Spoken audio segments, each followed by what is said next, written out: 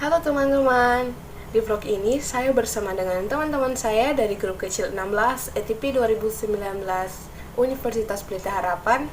Kami akan mereview sebuah jurnal yang berjudul Implementasi Jaminan Konstitusi Terhadap Kebebasan Berkeyakinan dan Beragama di Indonesia.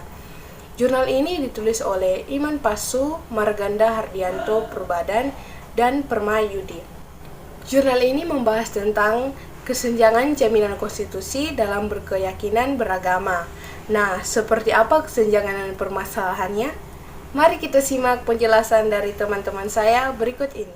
Indonesia merupakan negara sekuler, di mana setiap warga negara diberikan kebebasan untuk memeluk agama dan kepercayaannya masing-masing.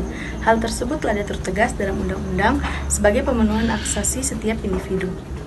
Kita tahu Indonesia adalah negara beragama, jelas tercantum dalam undang-undang. Masyarakat mempunyai kebebasan untuk memeluk agamanya masing-masing. Namun pada faktanya sering terjadi kesenjangan antara konstitusi dan kebebasan beragama.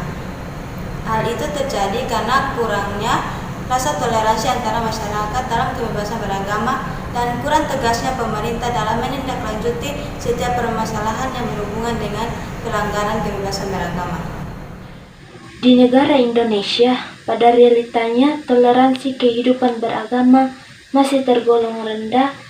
Bisa dilihat dari masalah-masalah yang ada, seperti pembakaran gereja yang terjadi di Aceh pada 13 Oktober 2015 yang melibatkan ratusan banyak orang, sehingga kelompok kami setuju mengenai isi jurnal yang membahas tentang adanya kesenjangan antara jaminan konstitusi terhadap kebebasan beragama dengan realita kehidupan beragama. Baik, saya akan melanjutkan pembahasan dari teman saya sebelumnya. Penindaklanjutan kasus pelanggaran HAM di Indonesia, khususnya yang berkaitan dengan agama, itu masih banyak ditemukan adanya ketidakadilan. Misalnya, itu dapat kita lihat dalam kasus Ahok atau Basuki Purnama.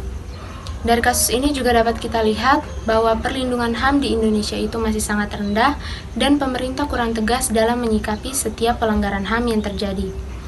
Hal ini juga diakui sendiri oleh Ketua Komnas HAM yaitu Bapak Imdadun Rahmat di artikel pada tahun 2016. Beliau menyatakan bahwa pada tahun 2016 ini terjadi peningkatan kasus pelanggaran HAM khususnya yang berkaitan dengan kebebasan beragama dan perhatian dari negara itu masih kurang dalam penuntasan setiap pelanggaran yang terjadi.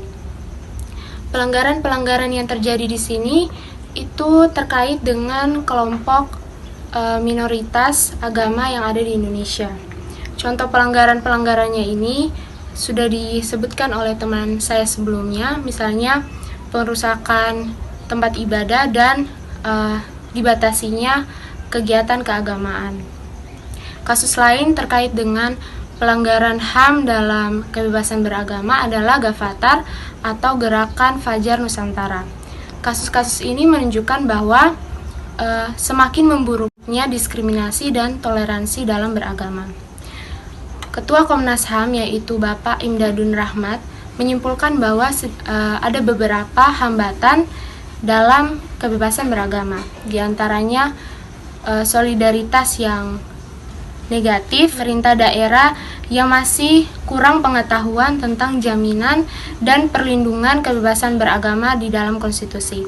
Jadi intinya toleransi dalam beragama ini masih sangat rendah di Indonesia dan memang benar ditemukan bahwa adanya kesenjangan antara jaminan konstitusi tentang kebebasan beragama dan realitanya. Berdasarkan argumen yang telah disampaikan, masih nampak jelas bahwa masyarakat Indonesia belum mampu membedakan antara golongan penyimpangan keyakinan, penodaan agama, ortodoksi pengajaran agama kuno, heterodoksi, perbedaan penafsiran teks-teks keagamaan, dan juga perbedaan praktik-praktik keagamaan. Dalam hal ini, masyarakat Indonesia masih seringkali mencampur adukkan konsep-konsep di atas, sehingga apa yang terjadi? Kesenjangan antar hukum yang mengatur toleransi antar umat beragama dan juga realitanya. Intoleransi, kekerasan antar umat beragama masih sering terjadi di Indonesia hingga saat ini. Seperti kisah Bapak Ahok di atas, Tuduhan penodaan agama baik internal maupun eksternal tidak dapat dihindari. Lalu apa yang dapat kita lakukan sebagai generasi muda untuk mengatasi problematika ini? Toleransi.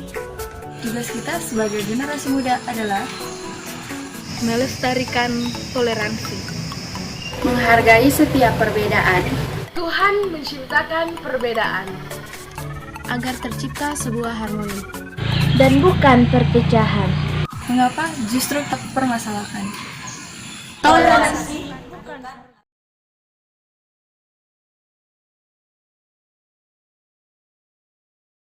Tidak penting apapun agama atau sukumu. Kalau kau bisa melakukan sesuatu yang baik untuk semua orang, orang tidak pernah tanya, apa agamamu?